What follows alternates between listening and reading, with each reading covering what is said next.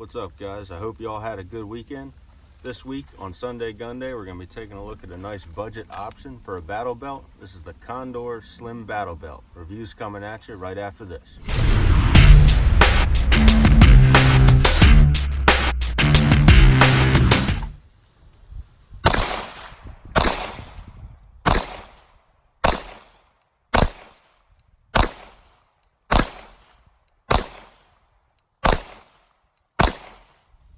Just to get it out of the way ahead of time, I want to start off this review by saying there's often a stigma associated with anything Condor branded. A lot of people think that it's just airsoft or wannabe operator gear. Don't get me wrong, this is by no means battle proven or anything like that, but recently Condor's really stepped up their game with production. They've really stepped it up with their quality control. Stitching patterns have become a lot better. So just because it says Condor on the tag, don't blow it off, especially if you're a range operator, somebody just likes to play around and wants to add a little bit of kit to help enhance your experience at the range or during competition. By no means don't blow off Condor.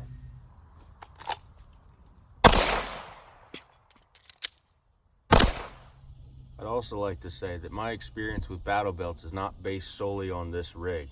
My first one ever was an HSGI battle belt, which I thought was a little too big and bulky, and I've since sold that one. But I also have a Ronin Tactics Senshi belt, which I absolutely love that belt, but that belt is at a price point that most people can't justify. It's over $100 just for the belt.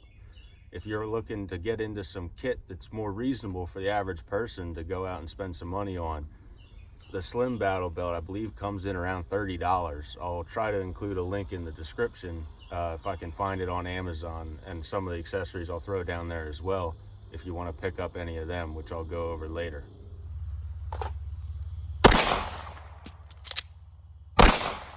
Alright, so let's kick this review off.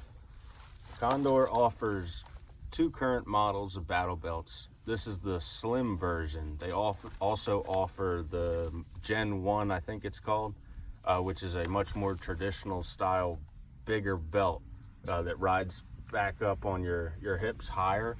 I'm not a huge fan of that style because I do run a plate carrier a lot, and it oftentimes will rub up against the back of the plate carrier and cause some interference issues, as well as it'll push any magazines or anything up higher on your waist. So then when you go to bend over, if you're doing some awkward shooting positions, those magazines will hit up against the plate carrier and you can't really get to them as easy. So I really like the profile of this. It's only 2 MOLLE strips wide, and it's only about 3-4 inches. I don't have a tape measure with me, sorry. So it's nice and compact when it's riding on your waist. It doesn't get in the way of anything else.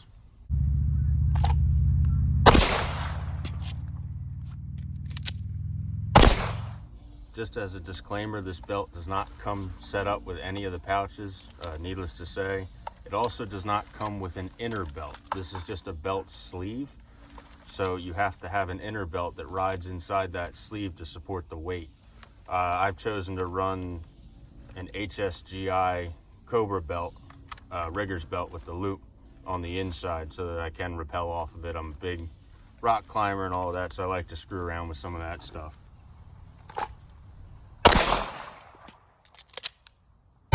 This belt is a huge improvement over other designs that are similar. To insert the inner belt, you don't actually have to thread it through and push it all the way around. This one, you actually simply just lift up. All 3 of the sections are Velcroed on. You lift them up and can unfold them and run the section in between where you need to go. Just like that. It also has on the right side and the left side, so if you're right-handed or left-handed, you can run a drop leg, or like I have here, the UBL attachment from Safariland.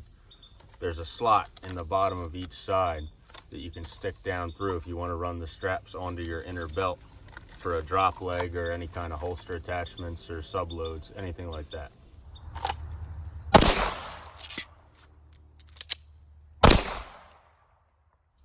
The inside of this belt is where it really shines, and why I really highly recommend this, especially if you want something like the Ronin Senshi belt. Inside here, it's got 3 sets of really comfortable, I believe it's actually gel padding. But the biggest thing is, with one pull you can remove these. These are just hook backed Velcro, and then on the inside you have the loop Velcro.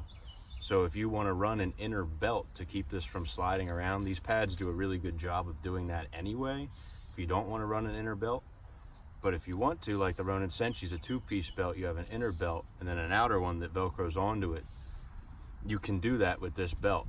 You just pull off these pads, run a hook looped inner belt. I'll try and find one of those on Amazon or something to link down below as well.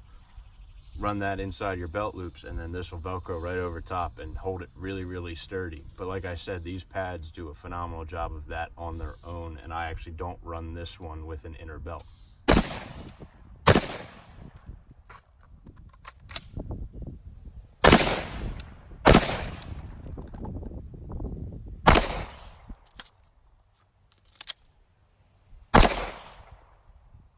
As a standard with most battle belts, they come with the loops on 4 corners to allow you to run an H harness, a shoulder style harness if you want to do so. But like I said, I run a plate carrier a lot, so that's not really an option. It would start to rub a lot and cause some problems there. So I just choose to leave these on the side, and then on one I have a carabiner in the back if I need to attach on anything for training purposes, or just want to clip my gloves somewhere, I have somewhere to do that.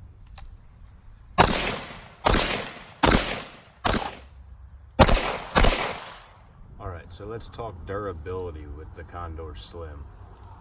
I've had this for almost 2 years now. I bought one just after they came out on the market, and I have nothing bad to say about it. I haven't seen any rips, tears, no fraying in any of the fabrics. All the mesh lining on the inside is still attached, it's not ripped. The outside doesn't even show many scuffs or wears in that. Honestly, it's good to go. I've used this for hundreds and hundreds of range sessions since I've had it, and it's held up phenomenally well. I can't really say anything negative about the durability of it. And this really shocked me, because I have had Condor products in the past that have failed very, very rapidly. So I've really opened my mind to Condor as a brand to start playing around with for some budget options. If I just want a little range belt, which is what this is for me, I can, for 30, 40 bucks, go out, buy one of these, slap some pouches on it, and I'm good to go for well under $100. So if you're looking for something like that, it gets a huge thumbs up from me.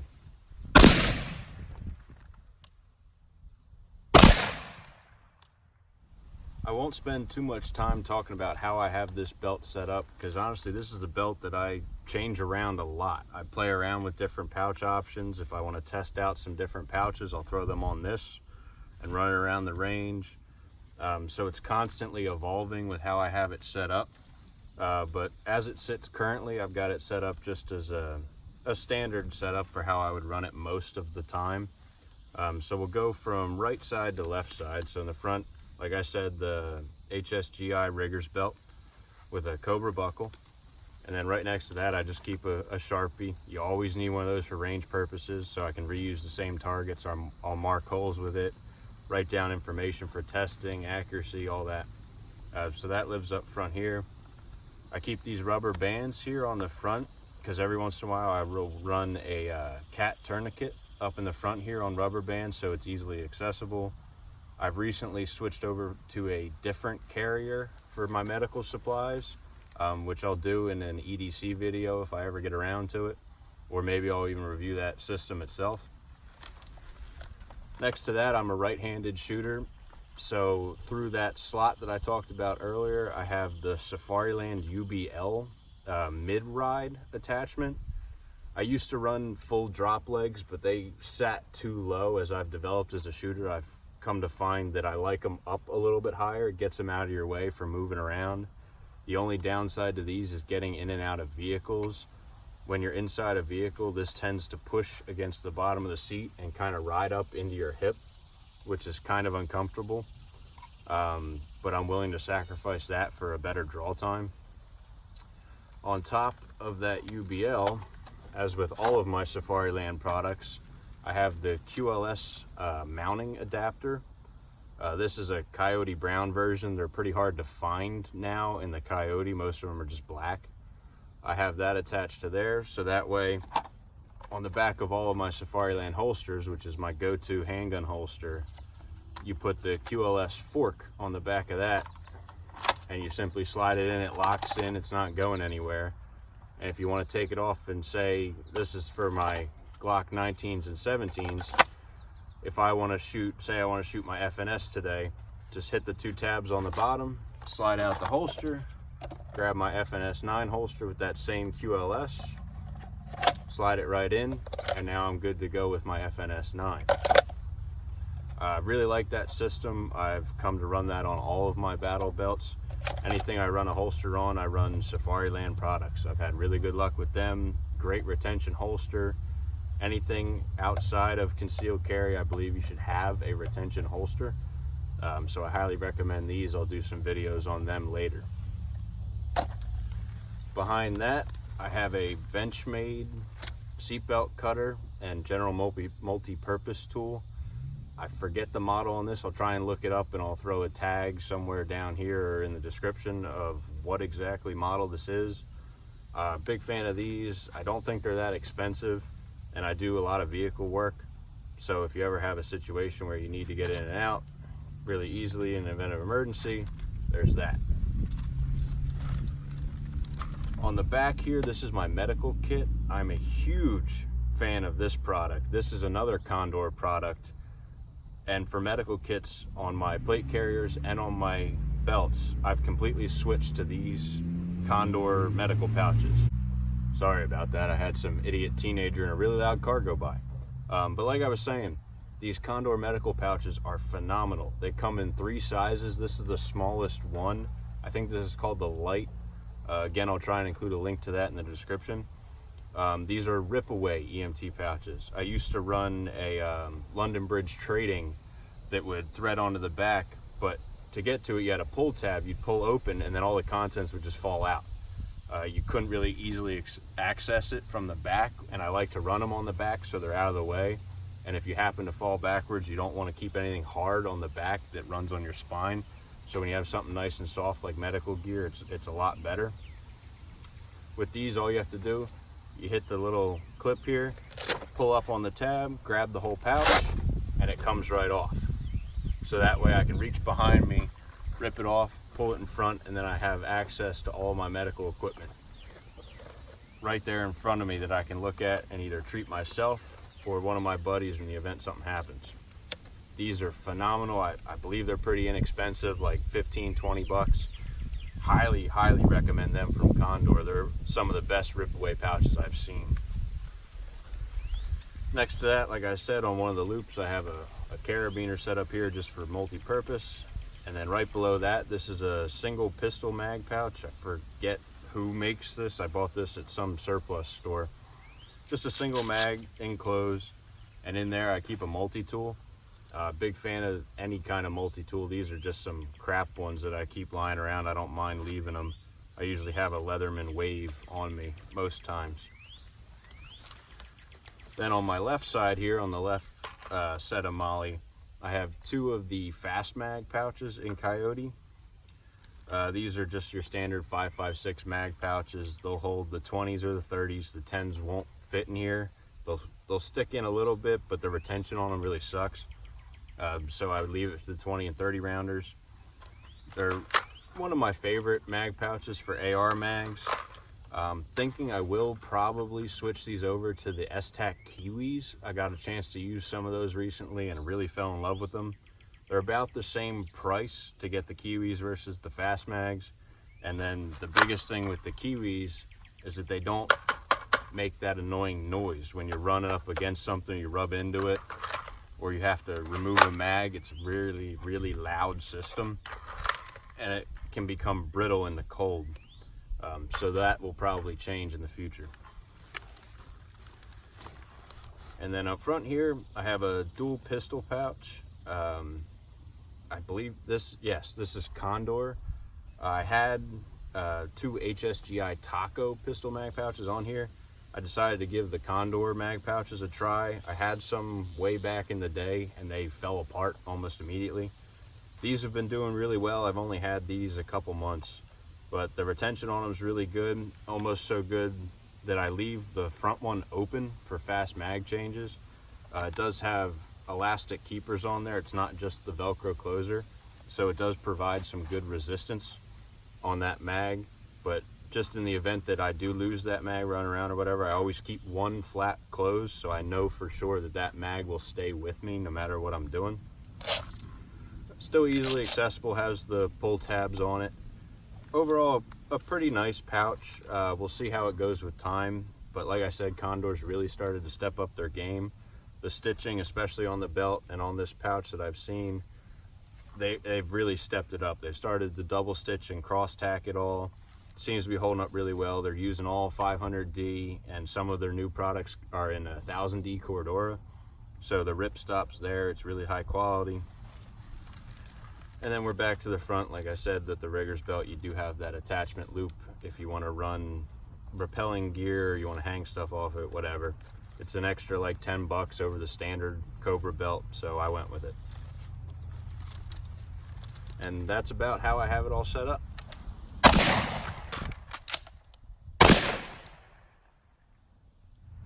Alright, so final thoughts on the Condor Slim Battle Belt. If you need a battle belt and you don't have a lot of money, buy it. I'm a huge fan of it. Like I've said, I've been running it for a long time now. Had no issues with it. It's a really good profile. The stitching's quality, the durability is there. It comes in almost any color you could want. Coyote, OD, black. I believe they have a multicam version now too, if you want to run that and look like an operator. Yeah, I can't say anything bad about this belt, surprisingly enough. And like I said, the stigma's there with Condor being crap gear, but I've had really good luck with it. If you're just a weekend range warrior and want to play around with some gear, this is a really good way to get into it, start getting some kit built up. If you don't want to go to a plate carrier yet, you can just run something like this. It'll carry all the ammunition you need to start running some better drills. You can carry your medical equipment, your holster, all of that good stuff. There's plenty of real estate on it, and like I said, it's a really good belt. I would highly recommend it. And like I said, I'll try and throw links down in the description of everything that I can find.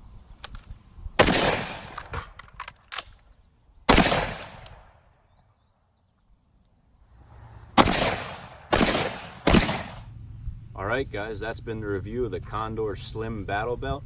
Hope you all enjoyed it. Thanks for watching. If you did like it, make sure to hit that button down below and let me know that you like this kind of content. Also, don't forget to hit this big red subscribe button down below. It's pretty hard to miss. If you didn't like the video, feel free to hit the other button. I'll probably think less of you for it, but that's okay. As always, guys, remember, be informed and stay free. Thanks again.